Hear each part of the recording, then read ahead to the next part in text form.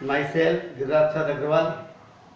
मेरे YouTube channel में आप सभी विद्यार्थियों का स्वागत करता हूं। आज मैं आपके सामने इस वीडियो में एक नया बिंदु लेकर उपस्थित हुआ हूं जो 6 से 10 तक तथा आगे भी जो कंपटीशन में बैठने वाले स्टूडेंट्स होते हैं उन सभी के लिए बहुत उपयोगी है और परीक्षाओं में आता भी है।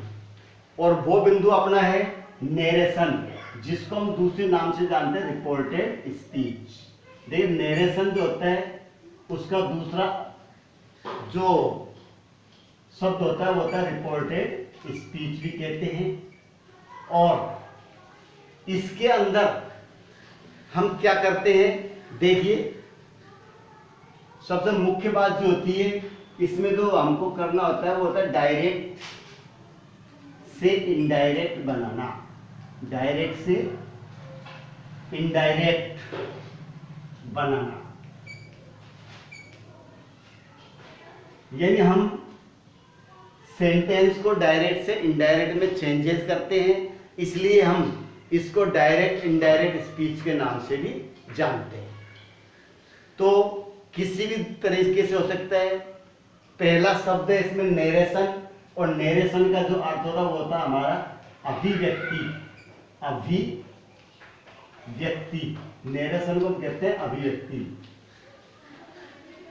हम डायरेक्ट इनडायरेक्ट स्पीच भी लिख सकते हैं और इसे हम रिपोर्टेड स्पीच के नाम से भी जानते हैं। अब इसमें क्यों क्या वो काम क्या करना होता है, देखिए डायरेक्ट से इनडायरेक्ट बनाना आपको मैं सीधी भाषा में समझा रहा हूं कि किसी भी जो भाव है उसको प्रकट करने के दो तरीके होते हैं। किसी भी स्टेटमेंट को जो प्रकट करना है उसके दो तरीके होते हैं। सबसे पहला कि जैसे किसी व्यक्ति ने हमसे कुछ कहा और हमने उस स्टेटमेंट को तीसरे व्यक्ति से ज्यों का त्यों कह दिया, यानी कोई परिवर्तन नहीं किया और सीधा सीधा हमने वैसे के वैसे बोल दिया, तो वह हो गया हमारा डायरेक्ट स्पीच। लेकिन जब हम उस सेंटेंस को अपने शब्दों में बदलकर कहते हैं तो वो हो जाता है इनडायरेक्ट स्पीच। तो इनडायरेक्ट स्पीच में क्या है, शब्दों में कुछ परिवर्तन जो कहने वाला होता है अपने अनुसार कर लेता है। जैसे मोहन ने मुझसे कुछ कहा और मैंने उस बात को सोहन से कहा, तो मोहन ने जैसा मुझसे कहा था अगर सेम वैसे के वैसा बोल दूंगा तो वो होगा डायरेक्ट स्पीच। और अगर मोहन के कहे हुए शब्दों को मैं अपने शब्दों में बदलकर सोहन से कहूंगा तो वो होगा हमारा इनडायरेक्ट स्पीच। तो सबसे इंपॉर्टेंट टॉपिक है, इस वीडियो को समझने के लिए पूरा ध्यान से देखेंगे और समझने का प्रयास करेंगे। साथ ही जिन विद्यार्थियों ने अब तक भी मेरे चैनल को सब्सक्राइब नहीं किया है तो सबसे पहले तो उन स्टूडेंट से रिक्वेस्ट करूंगा कि इसे सब्सक्राइब करें और मुझे मोटिवेशन करें ताकि मैं आगे भी आपको लाभ देता रहूं। वीडियो पसंद आने पर इसे लाइक करें। देखिए यहाँ पर बता रहा डायरेक्ट से indirect banana.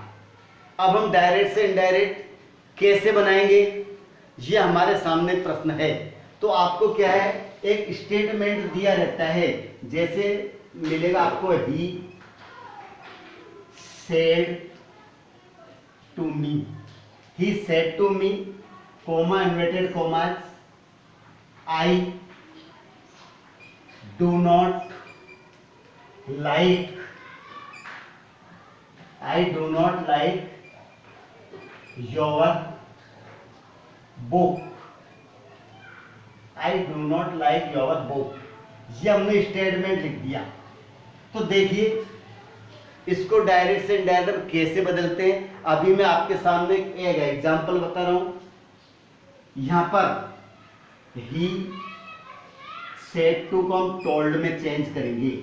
He told me that he did not like my book। ये मैंने अपने शब्दों में बदलकर स्पष्ट कर दिया। तो he said to me I do not like your book। तो यहाँ पर क्या किया, इसको डायरेक्ट इनडायरेक्ट में बदलते समझ क्या किया है, he told me that he did not like my book। Change हो गया ना, इसलिए कौन सी स्पीच हो गई हमारी, इनडायरेक्ट। दूसरा वाक्य लिख दिया, she said to her mother। she said to her mother, comma inverted commas, you cannot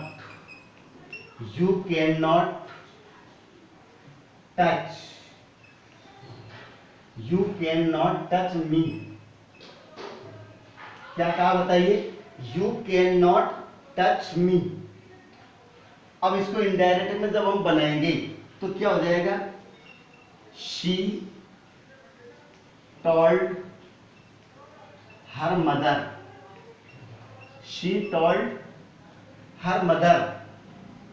that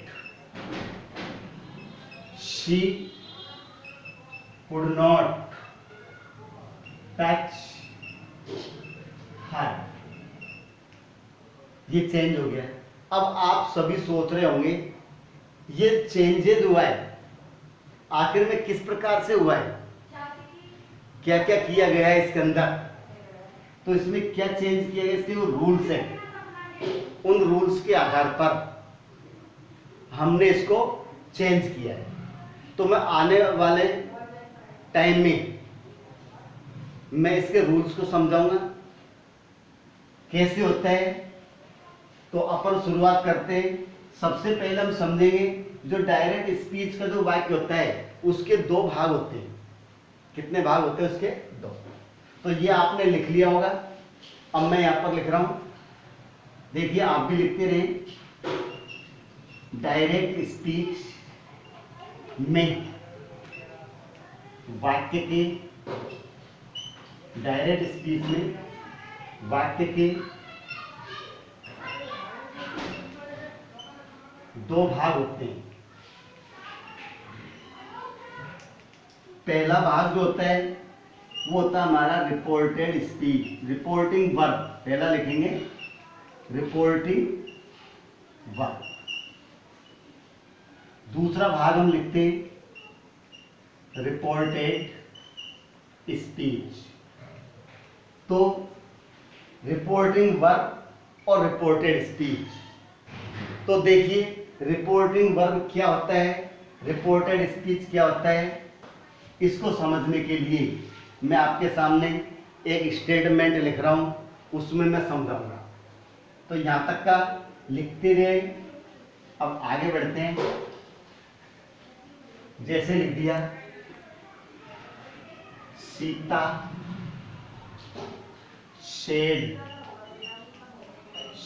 said to me I will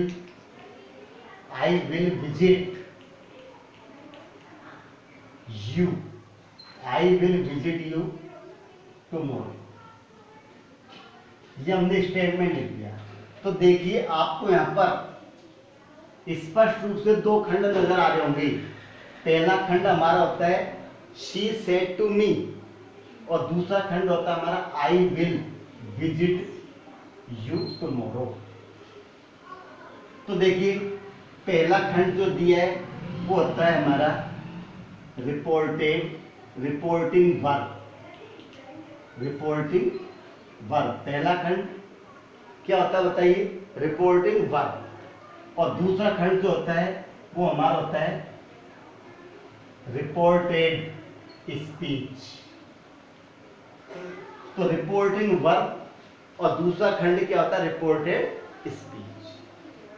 अब परिभाषा के रूप में कुछ नहीं है, हमको ध्यान रखना है कौन सा खंड हमारा रिपोर्टिंग वर्ब होता है और कौन सा खंड हमारा रिपोर्टेड स्पीच होता है। वैसे तो आपको वाक्य को देखकर ही पता लग गया होगा कि क्या है ये। तो देखिए, वह भाग जो इन्वर्टेड कॉमास के बाहर होता है, दोबारा सुनेंगे, वह भाग जो इन्वर्टेड कॉमास के बाहर होता है वह हमारा रिपोर्टिंग वर्ब कहलाता है, तथा जो भाग इन्वर्टेड कॉमास के अंदर होता है उसे हम रिपोर्टेड स्पीच कहते हैं। ये इन्वर्टेड कॉमास है, इनके अंदर जो वाक्य आई विल विजिट यू टुमारो, ये इन्वर्टेड कॉमास के अंदर है, तो ये क्या हो गया हमारा रिपोर्टेड स्पीच। और ये खंड हमारा क्या हो गया रिपोर्टिंग वर्ब। क्यों हुआ है? क्योंकि इन्वर्टेड कॉमास के बाहर है। कहां पर है बताइए? इन्वर्टेड कॉमास के बाहर। तो आशा है आपके समझ में आया होगा। अब आगे देखेंगे, वाक्य में होने वाले वाक्य के दोनों भागों में, वाक्य के दोनों भागों में होने वाले परिवर्तन, वाक्य के दोनों भागों में होने वाले परिवर्तन एक दूसरे पर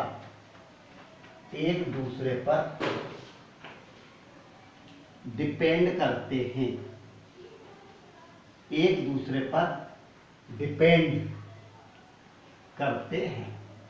तो वाक्य के दोनों भागों में होने वाले परिवर्तन एक दूसरे पर डिपेंड करते हैं। इसका मतलब क्या होता है? रिपोर्टिंग वर्ब में होने वाला परिवर्तन रिपोर्टेड स्पीच के आधार पर होता है, और रिपोर्टेड स्पीच में होने वाला परिवर्तन रिपोर्टिंग वर्ब के आधार पर होता है। मतलब परिवर्तन के नियम होते हुए भी आपस में स्वतंत्र नहीं है, एक दूसरे से बंधे हुए हैं। तो देखिए यहां पर Sita said to me I will visit you tomorrow, तो यहां पर सीता का क्या हो जाएगा? सीता रहेगा। सेड टू को हम टोल्ड कर देंगे, टोल्ड मी, कनेक्टिव दैट लगा देंगे, that she would visit, she would visit me, visit me the next day, she would visit me the next day. ये चेंजेस हो गए। अगर हमारा वाक्य प्रश्नवाचक आ जाता है तो फिर यहां कुछ और परिवर्तन होगा, सेड टू का अलग होगा। जैसे लिख दिया ही said to me, comma inverted commas, did you listen, did you listen to her. तो she said to me, did you listen to her. यहां पर ये वाक्य प्रश्नवाचक है तो यहां पर हो जाएगा ही सेड टू का टोल्ड के स्थान पर आस्क्ड होगा, he asked me, connective that के स्थान पर इफ आ जाएगा। तो he asked me if I had listened to her. इस प्रकार से हमारा चेंज हो गया। तो he said to me, did you listen to her, तो इसका he asked me if I had listen to her. इस प्रकार से डायरेक्ट से इनडायरेक्ट में जब वाक्य को चेंज करते हैं तो इसमें बहुत सारे परिवर्तन होते हैं। उन परिवर्तन को हमें ध्यान में रखना होगा। तो अब आगे बढ़ते हैं कि कितने परिवर्तन इसमें होते हैं। इसका स्क्रीनशॉट लें। तो अब आप लिखेंगे आगे, डायरेक्ट से इनडायरेक्ट बनाते समय, डायरेक्ट से इनडायरेक्ट बनाते समय, डायरेक्ट से इनडायरेक्ट बनाते समय वाक्य में निम्न 6 परिवर्तन होते हैं। डायरेक्ट से इनडायरेक्ट बनाते समय वाक्य में निम्न 6 परिवर्तन होते हैं। परिवर्तन के नियम टफ नहीं है, लेकिन आपको ये याद करने होंगे। सबसे पहला लिखेंगे रिपोर्टिंग वर्ब में परिवर्तन। दूसरा लिखेंगे यूज ऑफ कनेक्टिव। नंबर 3 लिखेंगे विराम चिन्हों में